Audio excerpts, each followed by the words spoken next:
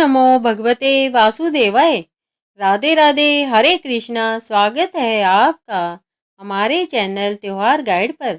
भक्तों, मार्गशीर्ष मास महात्म्य की इस दिव्य कथा श्रृंखला में हम कल 7वें अध्याय का श्रवण कर चुके हैं। पिछले अध्याय में हमने श्री सूत जी के माध्यम से ब्रह्मा जी और देव ऋषि नारद के बीच हुए उस गूढ़ संवाद को सुना। ब्रह्मा जी ने नारद जी को समझाया कि भक्ति का आधार आहार शुद्धि और आचरण शुद्धि है।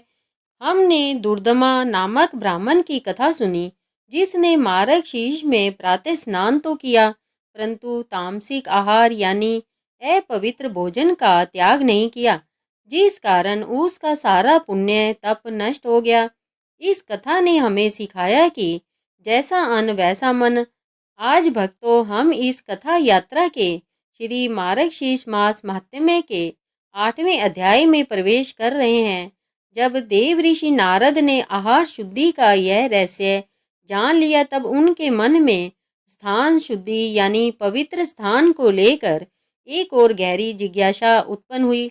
उन्होंने सोचा, हे प्रभु, ब्रह्मा जी ने प्रातः स्नान की महिमा तो बताई, परंतु क्या स्थान का भी कोई महत्व है? क्या घर पर किया गया स्नान और एक तीर्थ में किया गया स्नान एक समान फल देता है? आज का यह अध्याय तीर्थ स्थान की महिमा को और विशेष रूप से इस मास में कृष्ण की परम प्रियतमा के स्नान के महात्म्य को समर्पित है। तो चलिए अपने मन को एकाग्र कर कर और यह जानने के लिए कि इस मास का सर्वश्रेष्ठ तीर्थ कौन सा है, माँ यमुना जी और भगवान श्री कृष्ण का एक साथ ध्यान करते हुए इस परम दिव्य कथा का रसपान करते हैं। श्री सूत जी महाराज नैमिषारण्य में बैठे शौनकादिक ऋषियों से कहते हैं, ये ऋषियों, जैसा कि ब्रह्मा जी नारद जी को सुना रहे हैं, जब परम पिता ब्रह्मा जी ने देव ऋषि नारद को यह स्पष्ट कर दिया कि शुद्ध आहार के बिना शुद्ध भक्ति असंभव है, तब देव ऋषि नारद पूर्ण रूप से संतुष्ट हो गए।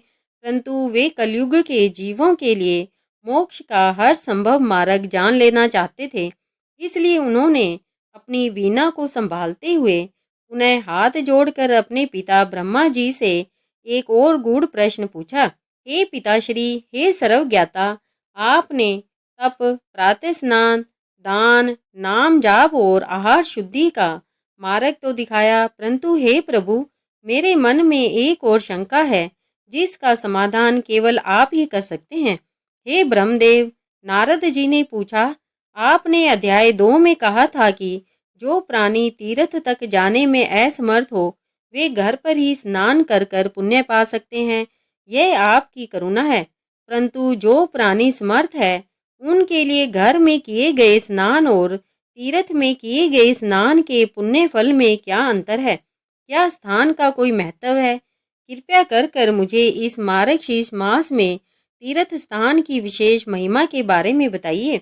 और हे प्रभु, वह कौन सा एक तीर्थ है, वह कौन सी एक पवित्र नदी है, जो इस कृष्ण स्वरूप मार्गशीर्ष मास में भगवान श्री कृष्ण को सबसे अधिक प्रिय है, जिसका आश्रय लेने मात्र से ही कलयुग के प्राणी का उद्धार निश्चित हो जाए। हे ऋषियों, सूत जी कहते हैं, अपने पुत्र नारद के मुख से तीर्थ महिमा का यह प्रश्न सुनकर परम पिता ब्रह्मा जी अत्यंत प्रसन्न हुए। वे मुस्कुराते हुए बोले, हे पुत्र नारद, तुम धन्य हो। तुमने आज भक्ति के स्तंभ का प्रश्न पूछ लिया है। यदि शुद्ध आहार भक्ति का मूल है, तो तीर्थ उस भक्ति वृक्ष का आधार है। हे पुत्र, तुमने जो अंतर पूछा है उसे ध्यान से सुनो। ब्रह्मा जी ने रहस्य समझाते हुए कहा, हे पुत्र, जब कोई प्राणी घर पर पूरी श्रद्धा और भाव से स्नान करता है, तो वह उत्तम है। भगवान उसके भाव को स्वीकार करते हैं। परंतु जब कोई प्राणी चल कर तीर्थ भूमि पर जाता है, तो वह सर्वोत्तम है। क्यों? क्योंकि तीर्थ केवल जल का स्रोत नहीं है, तीर्थ तो ऊर्जा का केंद्र है। वह भूमि सिद्ध भूमि होती है। उस भूमि पर, उस जल में हजारों लाखों वर्षों से बड़े बड़े ऋषि मुनियों, तपस्वियों और स्वयं भगवान ने तप किया होता है। उस जल के कण कण में, उस वायु के कण कण में तप, ऊर्जा और भगवत कृपा व्याप्त होती है। जब कोई साधारण मनुष्य उस सिद्ध जल में डुबकी लगाता है तो उसे प्रयत्न नहीं करना पड़ता। वह ऊर्जा स्वयं ही उसके पाप कर्मों को भस्म कर देती है और उसकी भक्ति को हजारों गुना बढ़ा देती है। ब्रह्मा जी ने आगे कहा, हे नारद, अब तुम अपने दूसरे प्रश्न का उत्तर सुनो। इस पृथ्वी पर भगवान विष्णु को प्रिय गंगा जी है, भगवान शिव को प्रिय नर्मदा जी है और पितरों के लिए सरस्वती जी है। यह सभी पवित्र नदियां हैं और इन सब में स्नान का पुण्य है। परंतु ब्रह्मा जी ने जोर देकर कहा, परंतु जब मां स्मारक शीश हो जो स्वयं कृष्ण स्वरूप है, तब उस महीने में उन सभी तीर्थों से बढ़कर, उन सभी नदियों से बढ़कर जो एक परम तीर्थ है, वह है स्वयं श्री कृष्ण की प्रियतमा, उनकी पटरानी, उनकी लीला सहचरी, सूर्यपुत्री माँ यमुना, जिन्हें हम कालिंदी भी कहते हैं। हे नारद, ब्रह्मा जी भाव विभोर होकर बोले, यमुना कोई साधारण नदी नहीं है, वह गंगा के समान ज्ञान मार्ग नहीं है जो मोक्ष देकर शांत कर दे। वह नर्मदा के समान तप मार्ग नहीं है जो वैराग्य दे दे। नहीं, यमुना जी तो साक्षात प्रेम मार्ग अर्थात मधुर भक्ति का स्वरूप है। वे भगवान श्री कृष्ण की द्रवीभूत करुणा यानी पिंगली हुई दया का ही जल रूप है। वह कृष्ण प्रिय है। उन्होंने अपने तट पर भगवान की बाल लीला यानी माखन चोरी और कालिया दमन को अपनी आंखों से देखा है। उन्होंने चीर हरण की लीला को देखा है और उन्होंने उस परम दिव्य महारास को भी अपनी लहरों में अनुभव किया है। भगवान कृष्ण का जितना प्रेम यमुना जी से है उतना किसी और से नहीं। इसलिए हे नारद, इस मार्ग शीर्ष के कृष्ण प्रिय मास में जो कोई भी भक्त यमुना जी के जल का स्पर्श मात्र भी कर लेता है, वह सीधे भगवान श्री कृष्ण के हृदय का स्पर्श कर लेता है।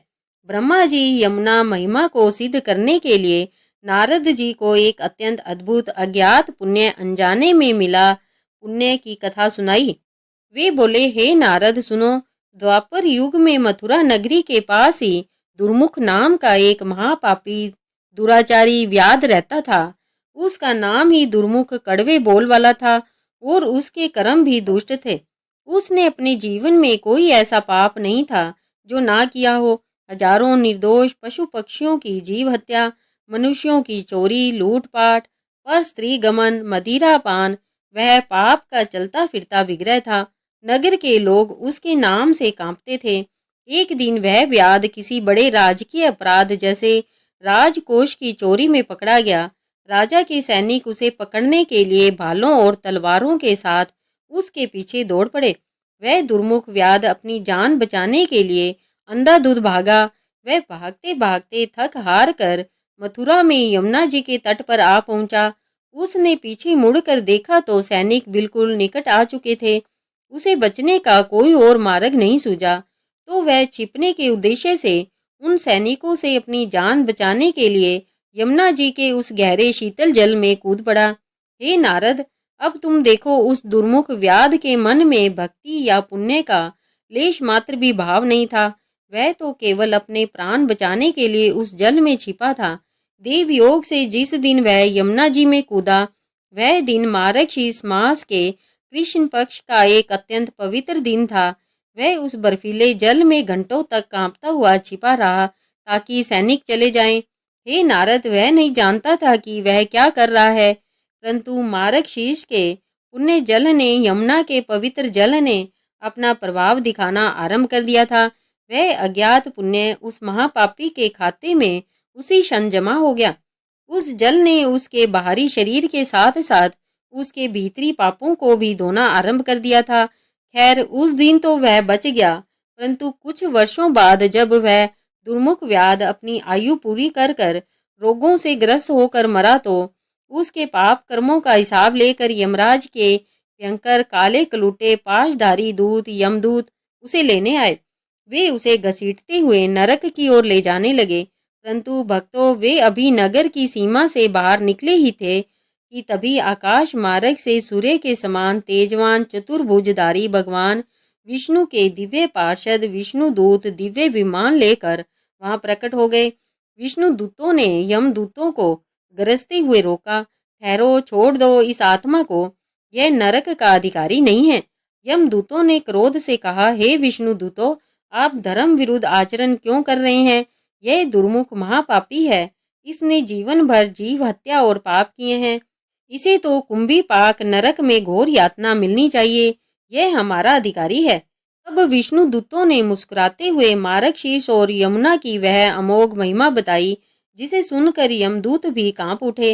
विष्णु दूतों ने कहा, हे यमदूतों, निसंदेह इसने अपने ज्ञान में पाप किए हैं, परंतु इसने अज्ञान में वह महापुण्य भी कर लिया है, जिसके सामने इसके सभी पाप तृण तिनके के समान उड़ गए हैं। इसने अपने जीवन के अंत काल में मार्गशीर्ष के पवित्र महीने में, जो स्वयं कृष्ण स्वरूप है, उस मास में यमुना जी के जल में स्नान लगा लिया था। भले ही वह स्नान डर से किया गया हो, छिपने के लिए किया गया हो, परंतु कृष्ण मास में कृष्ण प्रिया का स्पर्श वह कभी व्यर्थ नहीं जा सकता। उस एक अज्ञात पुण्य ने ही इसके समस्त पापों को भस्म कर दिया है। अब यह शुद्ध हो चुका है और बैकुंठ का अधिकारी है। यह सुनकर यमदूत लज्जित होकर प्रणाम कर कर वापिस यमलोक लौट गए और विष्णुदूत उस दुर्मुख व्याध की आत्मा को दिव्य देह देकर विमान में बिठाकर बैकुंठ धाम ले गए। ब्रह्मा जी ने अपनी कथा का समापन करते हुए कहा, हे नारद, अब तुम स्वयं विचार करो। जिस दुर्मुख महापापी ने अनजाने में बिना श्रद्धा के और डर के मारे इस मास में यमुना स्नान किया, वह भी बैकुंठ चला गया। तो फिर जो भक्त श्रद्धा से, प्रेम से, जानबूझकर नियम पूर्वक इस मार्गशीर्ष मास में प्रतिदिन जय श्री कृष्ण, जय यमुने मैया कहकर यमुना जी में प्रातः स्नान करता है, उसके पुण्य की गणना तो स्वयं चित्रगुप्त भी नहीं कर सकते। हे नारद, ऐसा भक्त इस लोक के समस्त सुखों को भोग कर अंत में नरक या स्वर्ग नहीं जाता।